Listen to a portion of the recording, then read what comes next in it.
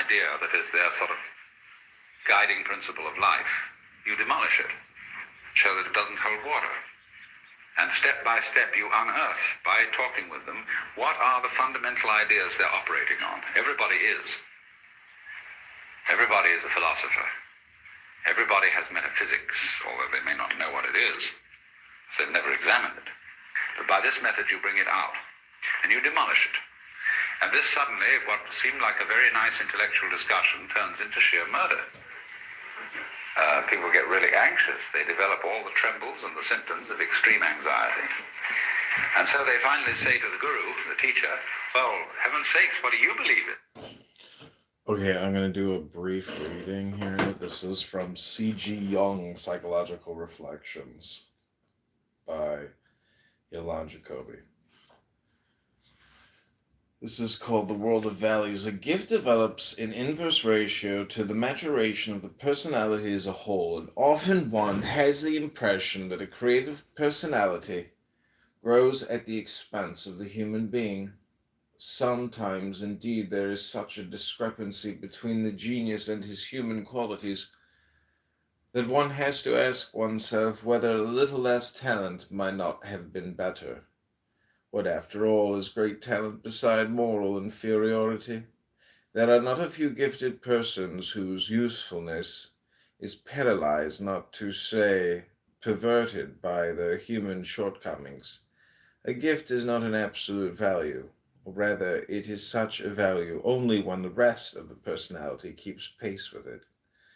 Nature, as we know, is not so lavish with her boons that she joins to a high intelligence the gifts of the heart also. As a rule, where one is present, the other is missing, and where one capacity is present in perfection, it is generally at the cost of all the others. The best can be produced only by the best, and man by his conscientiousness and devotion. Cultural products can therefore easily stand for the psychological conditions of their production, that is, for those human virtues which alone make man capable of civilization. The genius will come through despite everything, for there is something absolute and indomitable in his nature. The so-called misunderstood genius is rather a doubtful phenomenon. Generally, he turns out to be a good-for-nothing who is forever seeking a soothing explanation of himself. Talent, on the other hand, can either be hampered, crippled and perverted, or fostered, developed, and improved.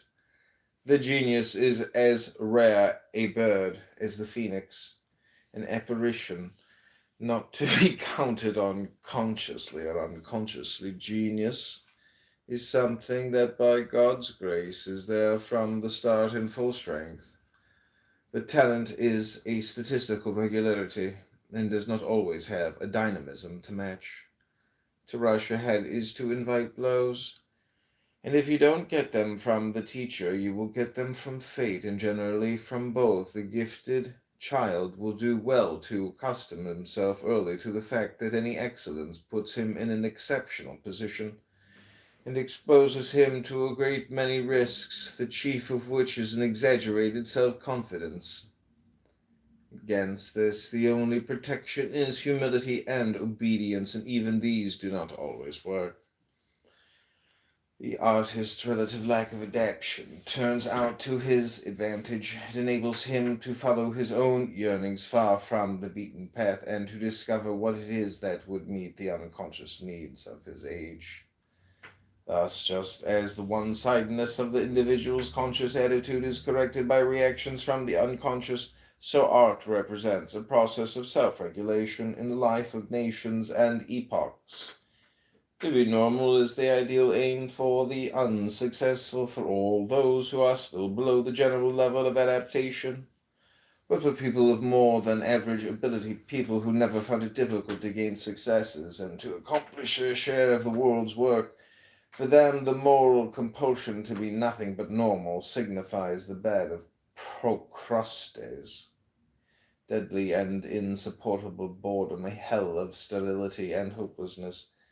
The greatness of historical personalities has never lain in their abject submission to convention, but On the contrary, in their deliverance from convention, they towered up like mountain peaks above the mass that still clung to its collective fears, its beliefs, laws, and systems, and boldly chose their own way. To the man in the street, it has always seemed miraculous that anyone should turn aside from the beaten track with its known destinations and strike out on the steep and narrow path leading into the unknown. Hence, it was always believed that such a man, if not actually crazy, was possessed by a demon or a god. For the miracle of a man being able to act otherwise than as humanity has always acted could only be explained by the gift of demonic power or divine spirit. Only the mystics bring creativity into religion. Creative life always stands outside convention. That is why, when the mere routine of life predominates in the form of convention and tradition, there is bound to be a destructive outbreak of creative energy. This outbreak is a catastrophe only when it is a mass phenomenon, but never in the individual who consciously submits to these higher powers and serves them with all his strength. Every creative person is a duality or a synthesis of contradictory qualities. On the one side, he is a human being with a personal life, while on the other, he is an impersonal, creative process. As a human being, he may be sound or morbid, and his personal psychology can and should be explained in personal terms, but he can be understood as an artist only in terms of his creative achievement. The distortion of beauty and meaning by grotesque objectivity or equally grotesque reality is, in the insane, a consequence of the destruction of the personality. In the artist, it has a creative purpose. Far from his work being an expression of the destruction of his personality, the modern artist finds the unity of his artistic personality in destructiveness. What the artist and the insane have in common is what the artist and the insane have in common is common also to every human being, a restless creative fantasy which is constantly engaged in smoothing away the hard edges of reality. Anyone who observes himself carefully and unsparingly will know that there is something within him which would gladly hide and cover up all that is difficult and questionable in life in order to smooth a path for itself. Insanity gives it a free hand, and once it has gained the ascendancy, reality is veiled. More quickly or less, it becomes a distant dream, but the dream becomes a reality which holds the patient enchained wholly or in part, often for the rest of his life. We healthy people who stand with both feet in reality see only the ruin of the patient in this world, but not the richness of that side of the psyche which is turned away from us. If the meaning of a poetic work can be exhausted through the application of a theory of neurosis, then it was nothing but a pathological product in the first place, to which I would never concede the dignity of a work of art. Today, it is true, our taste has become so uncertain that often we no longer know whether a thing is art or a disease. A person must pay dearly for the divine gift of creative fire. It is as though each of us was born with a limited store of energy. In the artist, the strongest force is his makeup, that is, his creativeness. Will seize and all but monopolize this energy, leaving so little over that nothing of value can come of it. The creative impulse can drain him of his humanity to such a degree that the personal ego can exist only on a primitive or inferior level, and is driven to develop all sorts of defects, ruthlessness, selfishness, autoeroticism, vanity, and other infantile traits. These inferiorities are the only means by which it can maintain its vitality and prevent itself from being wholly depleted. The genius, too, has to bear the brunt of an outsized psychic complex if he can cope with it. He does so with joy. If he can't, he must painfully perform the symptomatic actions which his gift lays upon him. He writes, paints, and composes what he suffers. Great gifts are the fairest, and often the most dangerous, fruits on the tree of humanity. They hang on the weakest branches, which break easily. Nothing is so jealous as a truth. Problems of self realization. The investigation of truth must begin afresh with each case, for each case is individual and not derivable from any preconceived formula. Each individual is a new experiment of life in her ever changing moods and an attempt at a new solution or new adaptation. No doubt it is a great nuisance that mankind is not uniform but compounded of individuals whose psychic structure spreads them over a span of at least 10,000 years. Hence, there is absolutely no truth that does not spell salvation to one person and damnation to another. All universalisms get stuck in this terrible dilemma. In our delusion-ridden world, truth is so precious that nobody wants to let it slip merely for the sake of a few so-called exceptions which refuse to toe the line. And whoever doubts this truth is invariably looked on as a faithless reprobate, so that a note of fanaticism and intolerance everywhere creeps into the discussion.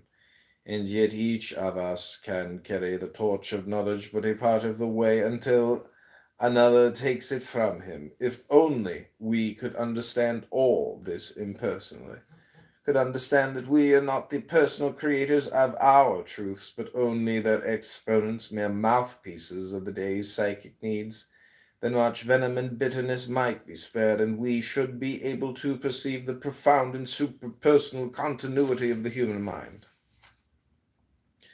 Conviction easily turns into self-defense and is seduced into rigidity, and this is inimical to life. The test of a firm conviction is its elasticity and flexibility. Like every other exalted truth, it thrives best on the admission of its errors.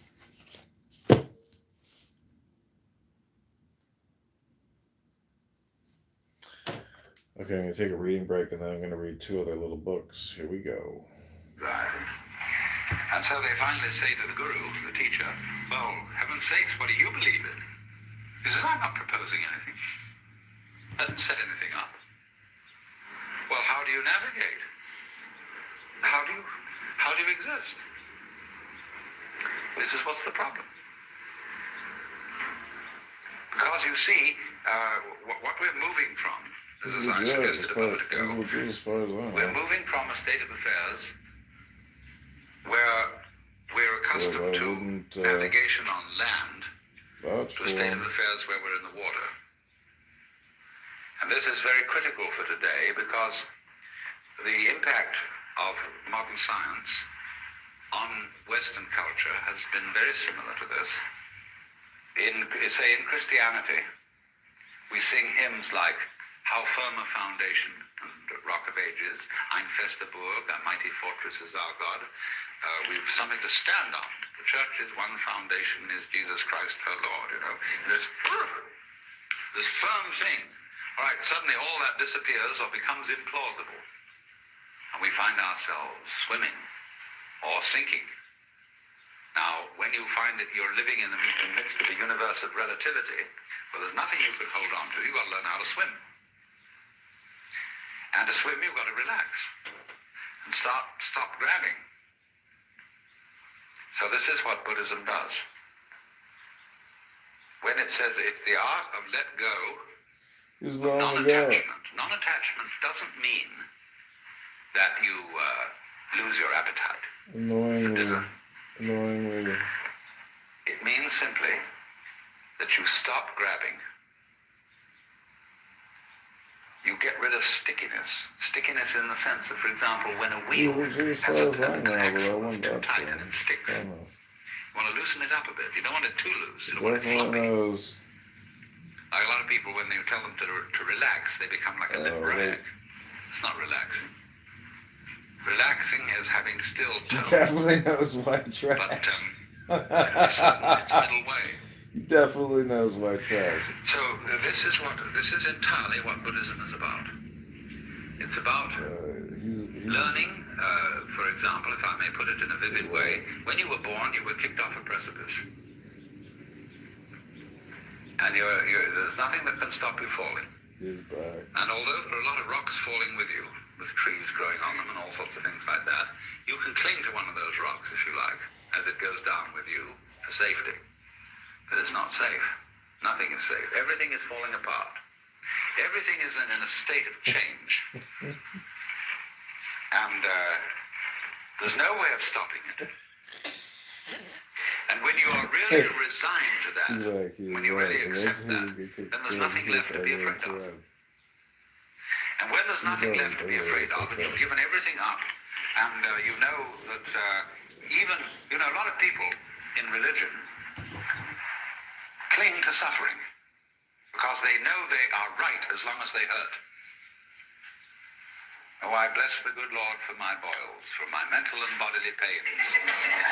For without them my faith all congeals, and I'm doomed to hell's ne'er-ending flames. A lot of people who know that they're right so long as they suffer. But that's an illusion too.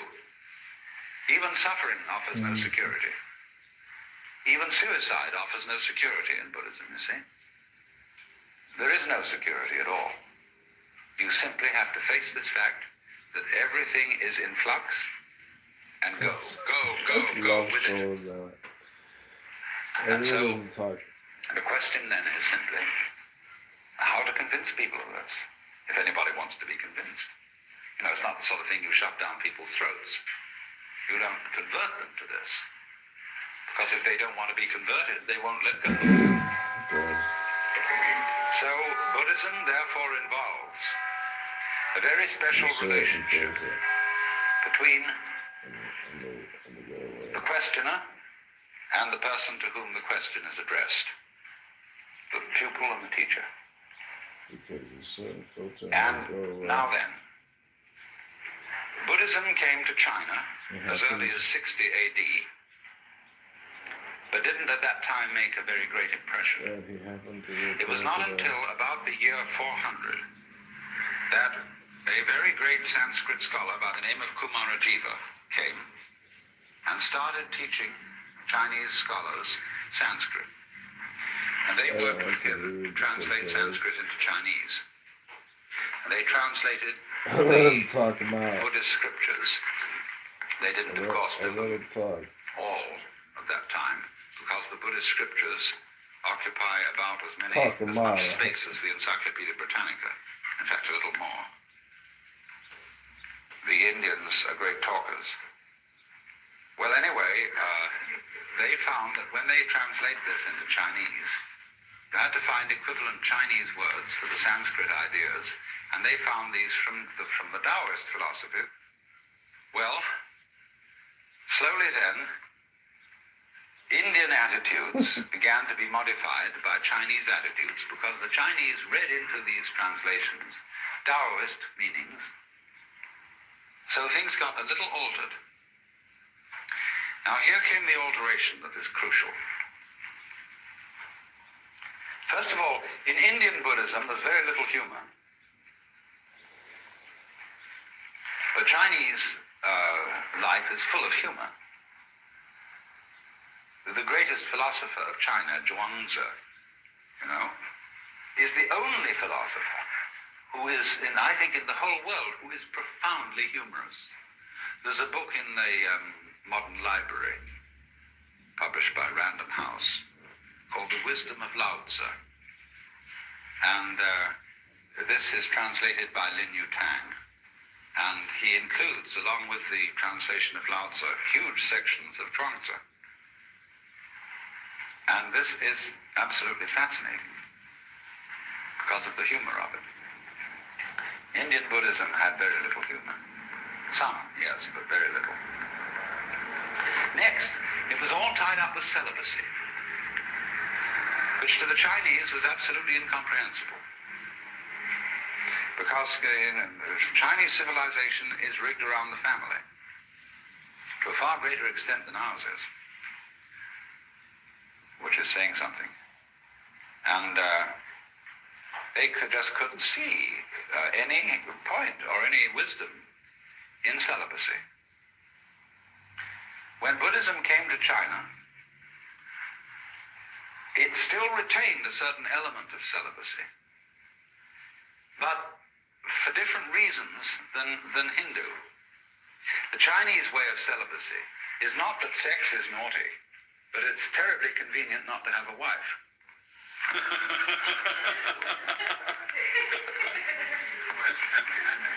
In other words, the ideal of the uninvolved life has a certain appeal, but they could never get through into their heads the notion that sexual desire was bad, which has always played a fairly strong role in Hindu thinking. Not in the same way as it has in the West. The Hindus don't have a guilt take on it. But they think that it dissipates your spiritual energies. And you see, in yoga, they envisage the idea that at the base of the spine, there is what is called the kundalini, the serpent power, or the force of psychic energy. And so long as it remains at the base of the spine, this force is dissipated in sexuality. Now, yoga is to suck this thing up the spine and get it into the head.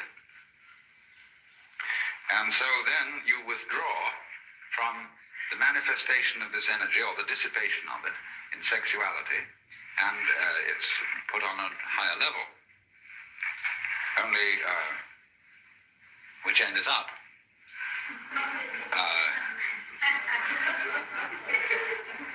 You can do it the other way too. They have what's called the right-hand way of doing it and the left-hand way of doing it. But I'm not going to go into that now. But the Chinese didn't see it that way. They couldn't see that it was a dissipation of energy.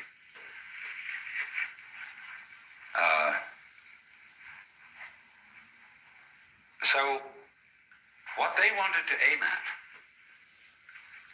was a way of living Buddhism and being awake, but at the same time remaining active in the ordinary life of the world. It's what's called, in their phraseology, being king on the outside and a sage on the inside. It has been well said that Buddhism is Hinduism stripped for export. You see, Hinduism is a way of life that goes far, far beyond what we in the West call religion. It involves cookery, everyday family life, house building, just everything. It's the whole Hindu way of life. And so you can't export it, just as you can't export Shinto from Japan. It belongs to the soil and the culture. But there are essential elements in it that can be transmitted outside the culture of India. Managing practical affairs, completely involved in whatever life is, but at the same time, inwardly living on top of the mountain, being cloud-hidden, whereabouts unknown. So, Chinese Zen is the preeminent expression of this, because it is the mixture of Indian Buddhism and Chinese Taoism, plus a certain Confucian practicality. Zen developed out of the work of Kumarajiva. Came into China, as I said, 400, or a little before. And then you suddenly get into a kind of vertigo, dizziness, that you feel suddenly that you're no longer standing on the firm ground, but that the universe has suddenly turned into water, or worse, air, or worse still, empty space. There's nothing to hold on to. Now you see, often when one discusses religion with people, they say, well, I need a religion because I need something to hold on to. Well, that's the way not to use a religion. Because if you use religion as something to hold on to, your religion is an expression of unfaith. Faith is where you let go, not where you hold on. When the cat falls off the tree, the cat relaxes, you see. And so the cat lands with a soft thud and doesn't get hurt because the cat has faith. But if the cat in midair were suddenly to grab itself with all 4 feet and tighten up, see, it'd be hurt. And that's what people do when they say, rock of ages cleft for me, let me hide myself in thee. They want something to hold on to, see? And that is unfaith. So the method of Buddhism, it's called the Dharma, doesn't mean the law, it means the method.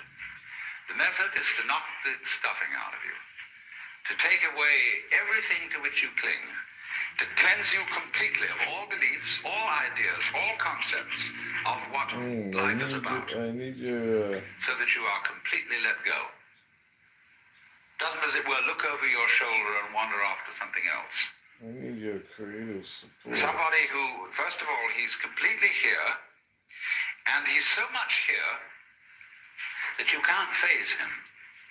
Now, this idea of phasing is crucial in Zen. You see, I referred a moment ago to attachment, that Buddhism is living free from attachments. And I made the point that this is not abandoning a sense of a good appetite for dinner, but it's stopping sticking. In psychological jargon, you don't block. A mind of no hesitation, it's sometimes called. In Chinese, the phrase mo zhi chu is used, of going straight ahead. So supposing somebody walks up to you on the street and says, are you saved? Now, most of us who are intelligent people feel embarrassed by such a question. You know, what's this wretched Salvation Army person or Jehovah's Witness doing asking me whether I'm saved or not? And we're all a little bit, you know, what do you do with a nut like that? So, but as in Zen, this is a perfect moment to respond, see? To the most embarrassing question, are you saved? But Zen comes back in a very funny way. In Zen, one doesn't give philosophical answers to a question like that. You give practical answers. I had a boiled egg this morning.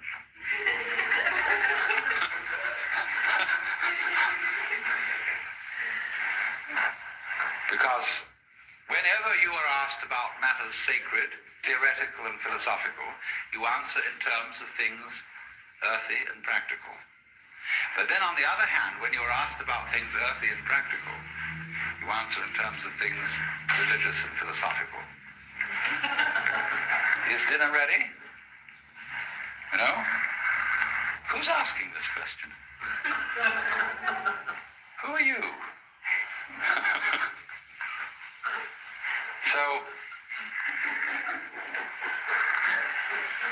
this is then the flavor of Zen, is, you know, Bodhidharma is supposed to have meditated so long that his legs fell off.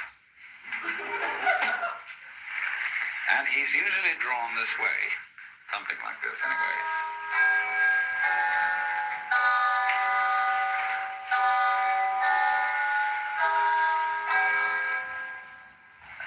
It looks like a shmoo.